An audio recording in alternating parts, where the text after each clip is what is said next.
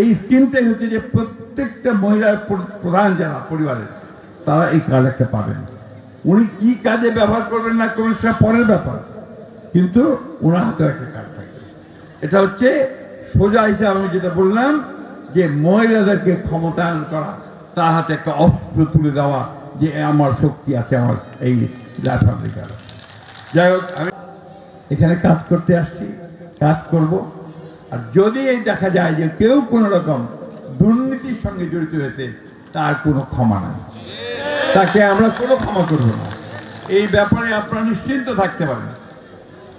আসেন না আমরা নতুন করে শুরু করি। আমাদের অনেক ক্ষতি হয়ে গেছে, পেছন দিকে না তাকাই, সামনের দিকে তাকিয়ে সামনেটাকে কি করে সুন্দর করা যায়, কি করে আমরা ভালোভাবে বাস করতে পারি, কি করে বেঁচে বেটার লিভিং করতে পারি, বাচ্চাগুলোকে লেখাপড়া শেখাতে পারি, তাদের জন্য কাজের সংস্থান করতে পারি, স্বাস্থ্য সেবা মায়েদের জন্য করতে পারি। এই কাজগুলো আসেন আমরা সবাই মিলে যদি করি তাহলে আমরা করতে পারবো, এই বিশ্বাস আমার আছে।